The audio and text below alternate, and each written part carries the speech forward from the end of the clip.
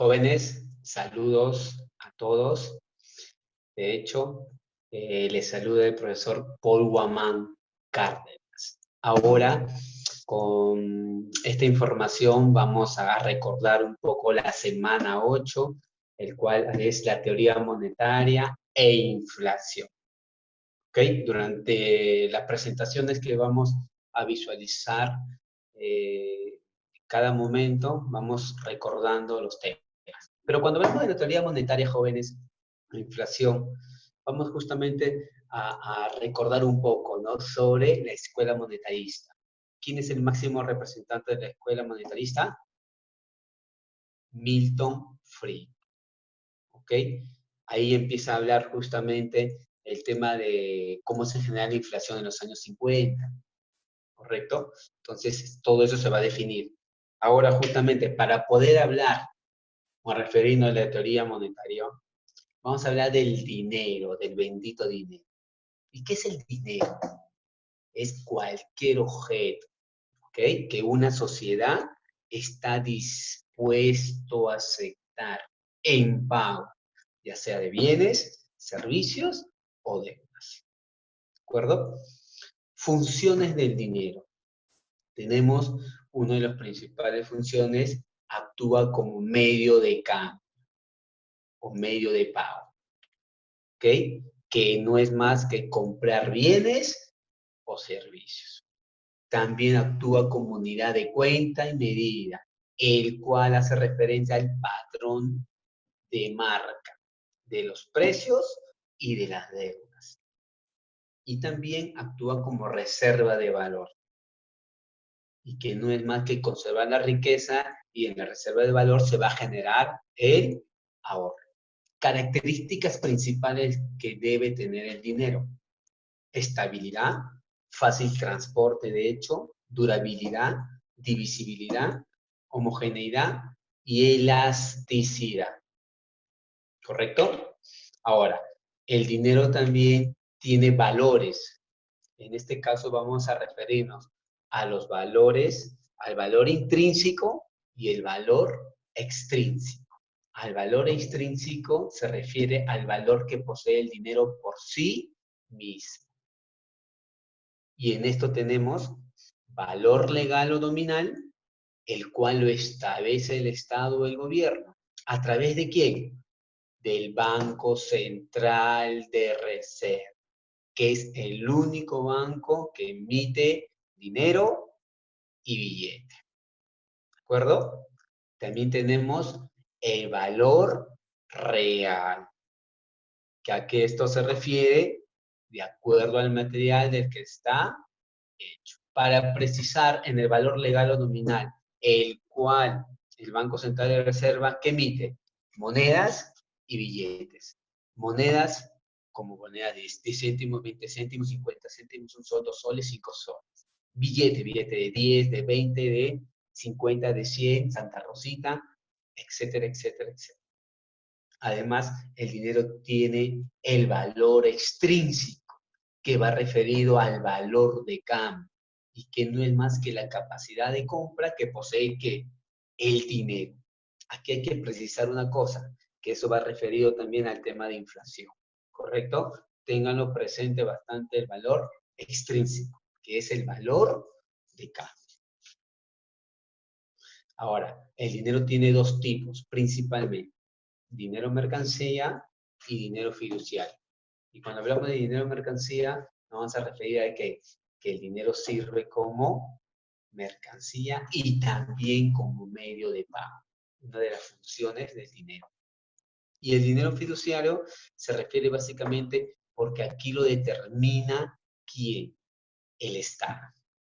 En las economías mundiales, o en la mayoría de las economías mundiales, obviamente se maneja a través del dinero fiduciario, que consiste en que el valor legal es mayor al valor real. ¿Correcto? Y cuando hablamos también de teoría monetaria, es imprescindible hablar de la ley de Gresham. Es una de las leyes más antiguas en la parte económica. ¿Y a qué se refiere la ley de Gresham? Gresham manifiesta o se refiere de que Hay una moneda mala y una moneda buena. ¿Ok? Entonces, Gresham indica, si en una economía circulan dos monedas del mismo valor legal, pero distinto valor real, entonces la moneda mala desplaza la moneda buena. Es decir, la moneda buena, que es la moneda de oro, deja de ser usada como medio de pago, una de las funciones, y pasa a ser utilizada como reserva de valor, otra de las funciones del dinero. ¿De acuerdo? Perfecto. Ahora, también es importante mencionar la teoría cuantitativa del dinero, que a esto nos vamos a referir a qué? A la ecuación de cambios o la ecuación de Fisher, que consiste total de pagos va a ser igual al valor de bienes y servicios en economía. Y para ello también se precisan ciertos elementos. Hablamos de la masa monetaria, hablamos de la velocidad de circulación del dinero, hablamos del nivel general de precios y hablamos de la producción global. Pero para que pueda definirse o interpretarse la ecuación de Fisher, se dice que se manejan ciertos supuestos. ¿Respecto a quién? A la velocidad de circulación del dinero y respecto a la producción global, que estos dos elementos son constantes. Es decir, la masa monetaria y el nivel general de precios genera la inflación. Por eso que Milton Friedman en la escuela o en la teoría monetarista manifiesta que la inflación es siempre monetaria. ¿Correcto? Es decir, si hay un incremento de la masa monetaria, por consecuencia, ¿qué va a haber? Incremento de los niveles de precio. ¿Y cómo se interpreta esto? El incremento de los precios, ¿qué va a hacer? Va a deteriorar el poder de compra del dinero, es decir, su valor de cambio. Y cuando hablamos de valor de cambio, ¿a qué nos referimos?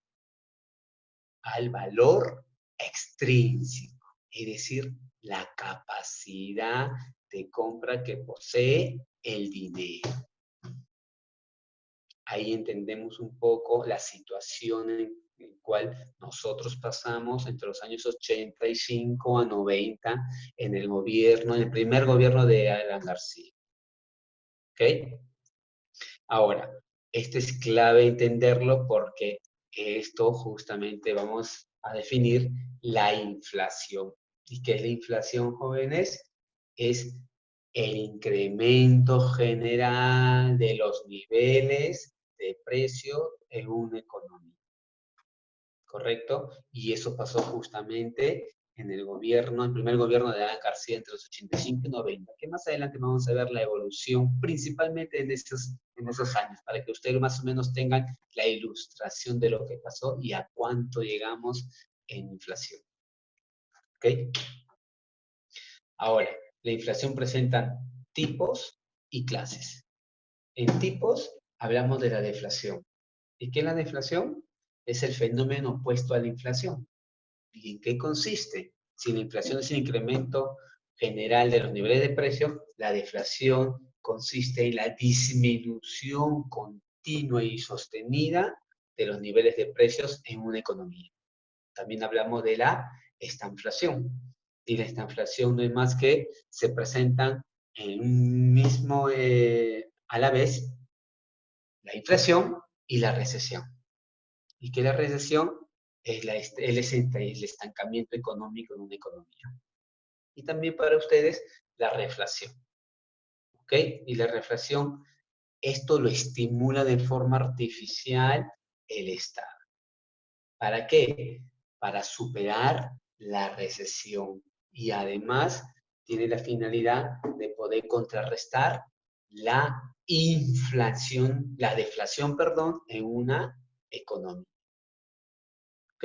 Y cuando nos referimos a las clases de inflación, esto se refiere o va relacionado a la tasa porcentual. Primera clase, inflación moderada. Aquí básicamente no supera el 10% en inflación. Inflación galopante supera el 10% y no, y llega hasta 1000%. Y la hiperinflación supera los 1000%. Un dato importante para ustedes, en el 2018 la inflación llegó a 2.48% y en el 2019 cerró en 1.90%.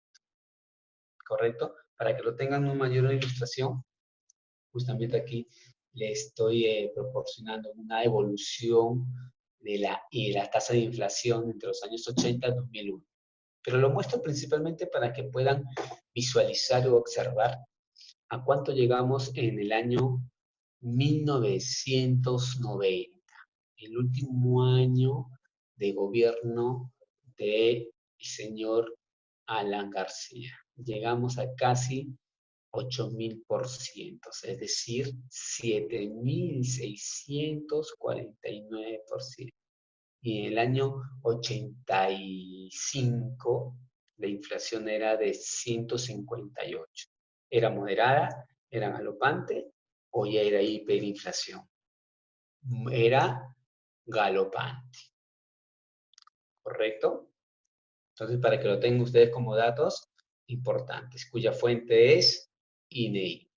¿Ok? ¿Hasta ahí claro? Perfecto. Cuando hablamos de causas y consecuencias, respecto a las causas de inflación, desde el punto de vista de la demanda, justamente una de las causas, aquí se incrementa la demanda agregada. ¿Pero por qué? Por consecuencia de la emisión inorgánica del dinero. Y la emisión inorgánica de dinero tiene que ver mucho con la producción. Es decir, no hay respaldo en la producción. Y además hace referencia a la punto de vista de la oferta. ¿Por qué? Porque justamente también hablamos de los costos de producción. En la crisis de los años 85-90 se presentó la disminución de la oferta porque se incrementó los costos de producción. ¿Ok? Consecuencias principales en todo ese escenario de crisis que se presenta: disminución del poder adquisitivo de la población. ¿Qué quiere decir? El valor de cambio, el valor extrínseco del dinero. También se presentan consecuencias como dolarización de la economía, disminución de las inversiones, perjuicio para el acreedor y beneficio para el deudor. ¿Ok? Entonces, solo para precisar y tenerlo en cuenta. ¿Ok? Hasta aquí, jóvenes, un resumen raudo, detallado de la semana 8. Ahora vamos a ver la guía y resolver las preguntas de la misma semana. Pero sin antes decirle que en estos retos que estamos pasando, sobre todo ahora, siempre recuerden esto. ¿Ok? Ahora vamos a desarrollar la guía de la semana 8. Perfecto, ¿lo ven? Ya. Pregunta 1. Cuando nos referimos a cualquier objeto que facilita el intercambio al actuar como medio de pago o de cambio, por lo cual se puede adquirir todos y cada uno de los bienes y servicios de la economía, es denominado dinero. ¿Ok? Pregunta 2. Al dinero que representa en papel una cantidad igual de moneda metálica y puede ser cambiada en cualquier momento, se denomina moneda de papel. Pregunta 3. ¿Es considerado también como medios alternativos de dinero? Además, son activos financieros que pueden ser convertidos fácilmente en dinero. Se caracteriza por tener baja liquidez y se les considera dinero en sentido amplio, el cuasi dinero. Pregunta 4. En una perturbación monetaria caracterizada por una pérdida de valor de la moneda nacional respecto a la de otros países, provocada por la autoridad monetaria del país, en este caso el Banco Central de Reserva, se denomina devaluación. ¿Ok? 5. Perturbación monetaria que consiste en un aumento general y sostenido de los precios con la consecuente pérdida de valor adquisitivo de la moneda es la inflación. 6. De los mencionados efectos que causa un proceso inflacionario, no corresponde reducción del salario real o alza del costo de vida. Sí, afecta. Dolarización de la economía y devaluación también. Aumento de la velocidad del dinero y reduce la capacidad de ahorro. Claro, en una situación, una crisis inflacionaria, obviamente no vas a poder tener capacidad de ahorro. D, genera malestar social y altera la psicología general.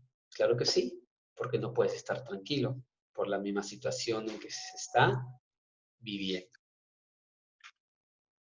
Y cuando el gobierno aplica una política monetaria expansiva. Esto no tiene nada que ver respecto a las causas.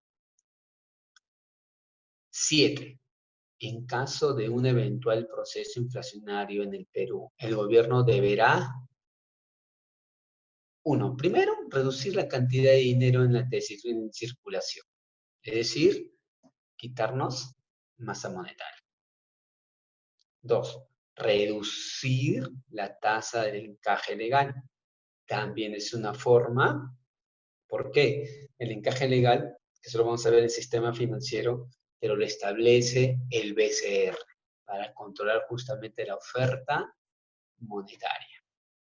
¿Correcto? C. Aumentar déficit fiscal no tiene nada que ver. Aumentar la masa monetaria en circulación por parte del BCR, no.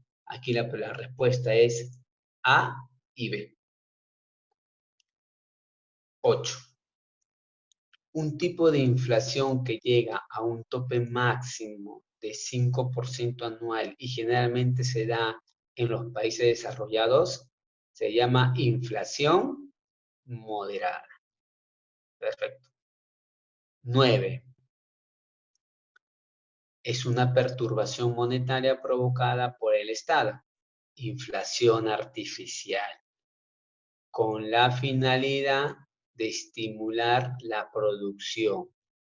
Los productores, al ver subir los precios, se esfuerzan para producir más.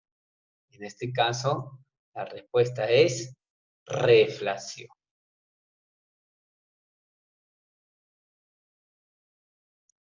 Es una perturbación monetaria que puede generar la reaparición del trueque, la hiperinflación. Recuerden que se deteriora el valor de cambio del dinero.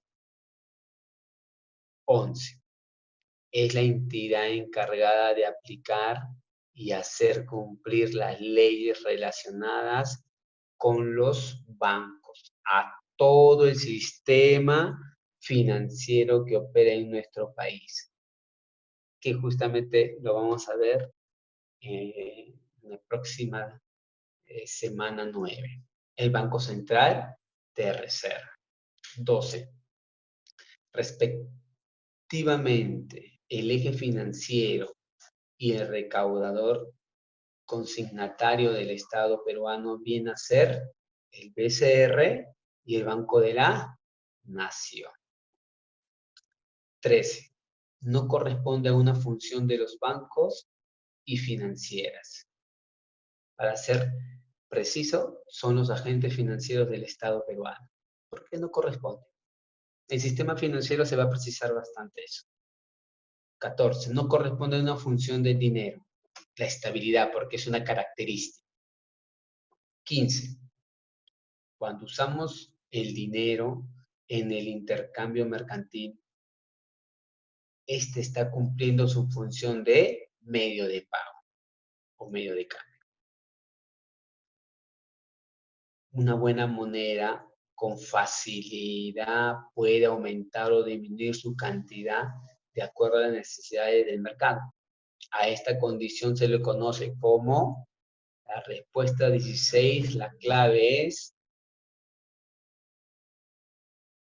elasticidad, que son las características que cumple el dinero.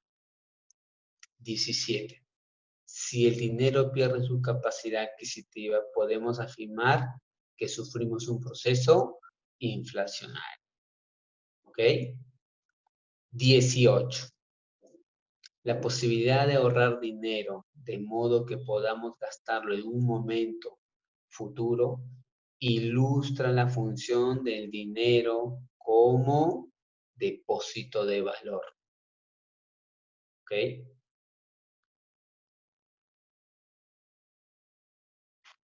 19. Los préstamos y créditos en dinero para su devolución futura con un interés ilustra la función de dinero como patrón para pagos diferidos. ¿Correcto? ¿Qué es la unidad de cuenta medida? Respuesta B. 20. Se trata de un elemento que no pueden servir como dinero. En este caso, el país.